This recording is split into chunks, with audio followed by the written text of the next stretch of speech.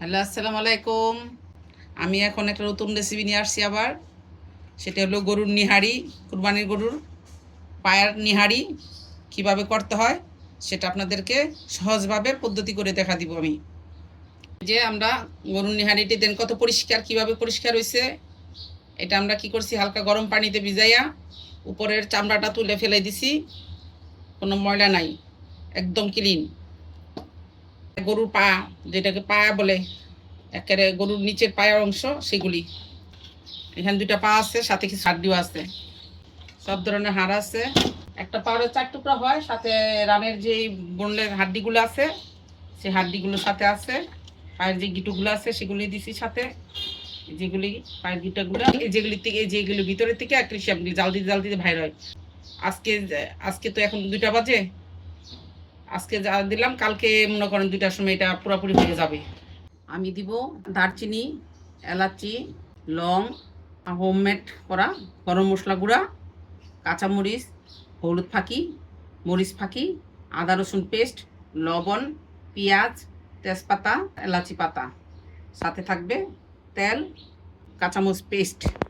এর মধ্যে আছে জয়ফল, যে কালো এলাচ, সবুজ এলাচ, লং, দারচিনি, এলাচি সব কিছু মিলে, জিরা একসাথে আমি জায়ফল জয়ত্রী ফাঁকি করছি। কুরবানির ঈদের জন্য আমি একটা মশলা বানাই, এই মশলাটা ফাঁকি করে নিছি। ফাঁকি করে এটা আমি সব কিছুতে অল্প অল্প দিই, সাথে আনা মশলাও দিই, সাথে এটা একটু দিই। এখন আমি রান্নাটা করব হাতে মাখাইয়া, এই সব আমি একসাথে দিব।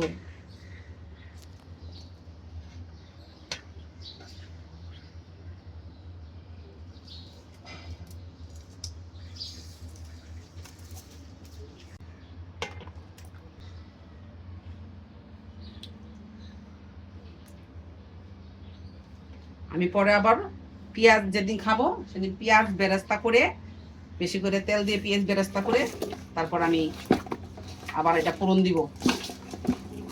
আজকে শুধু এমনি করে মশলা মাখাইয়ে পানি দিয়ে আমি বসাই, ডিম আছে বসায় রাখবো। হাড্ডি গিলি ডুবা যায় সবগুলা।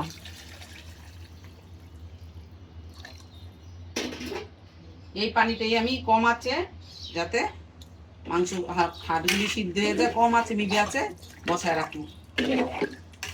আজকে বসাইলাম, কালকে আমি খাওয়া যাবে এটা, এরকম ভাবে বসায় রাখবো সারাদিন। এখন আমি বাড়াই দিয়ে চুলাটা আমি বাড়াই দিলাম, বাড়াই দিয়ে বলক আসলে পরে আমি কমাই দিব। এখন আমি ডেকে রাখলাম, যতক্ষণ না বলক আসবে আমি ডেকে রাখবো এরকম ভাবে। আর বলক আসলে পরে চুলার আঁচ কমাই দিব, একদম মৃদু আছে রেখে দিব। এই যে দেখেন আমার এটা বলক আইসা পড়ছে,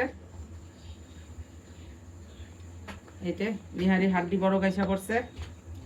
বলক আসলে আমি এখন চুলাটা কমাই দিব। বিবি আছে, এই হাড্ডিগুলি সমস্ত আস্তে আস্তে খুলবো। বাড়াই দিলে তো পানি শুকাই যাবে, সিদ্ধ হবে না, মাংসের থেকে হাড্ডিগুলো আলাদা হবে না। সেই জন্য আমরা বিবি আছে এটা বসায় রাখবো, অনেকক্ষণ বসায় রাখবো। এই যে বলকাইতেছে, এখন আমি আঁচটা কমাই দিব, চুলার আঁচটা। এই যে এখন একটু চুলার আঁচটা কমাই দিব। এই আঁচটা দিয়ে থাকবে, আজকে বিকাল পর্যন্ত থাকবে, রাত পর্যন্ত থাকবে এরকম। এই মিবে আছে, এটা মাংস পাটে পাটে খুলে যাবে। এই হাড়, এই যে হাড়, এই যে দেখছো, এগুলি সব জয়েন্ট খুলে যাবে। আজকে বসাইলাম, আজকে যদি সারাদিন বসায় রাখো তাহলে তুমি কালকে এমন টাইমে আবার খাইতে পারবা। 24 ঘন্টায় খাওয়া যায় বসায় রাখলে, মিবে আছে এরকম কম আছে বসায় রাখলে। কারণ গরু, কুরবানির গরু মাংস সফট থাকে, নরম থাকে, তাড়াতাড়ি হয়ে যায়। 3 ঘন্টা করে জাল দিলে 3 বেলা 2 দিন হয়ে যায়।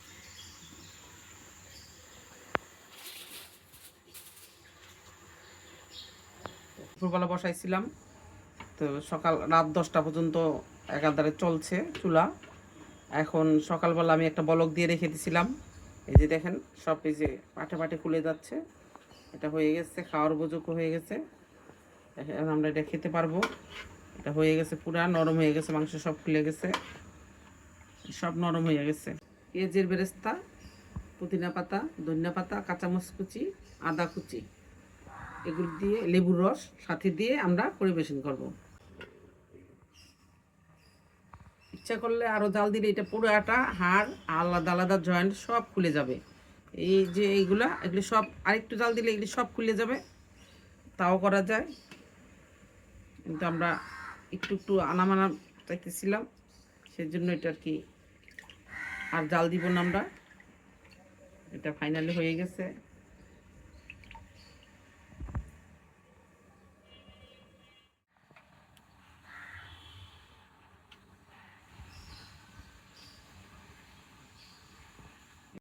পেঁয়াজ কুচি দিলাম, বেরেস্তা, পুদিনা পাতা দিলাম, ধনিয়া পাতা দিলাম, আদা কুচি দিলাম,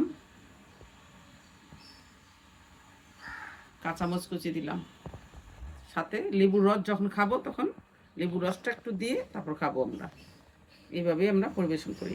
তন্দুর রুটি দিয়ে, পরোটা দিয়ে, আটা রুটি দিয়ে, চাউলের রুটি দিয়ে সব কিছু দিয়ে খাওয়া যায়। এখন আপনাদের যদি পছন্দ হয়ে থাকে সবাই একটা করে লাইক, কমেন্ট, শেয়ার দিন, সাবস্ক্রাইব করেন, কমেন্টের মাধ্যমে জানাবেন আপনারা কিছু জানতে চাইলে।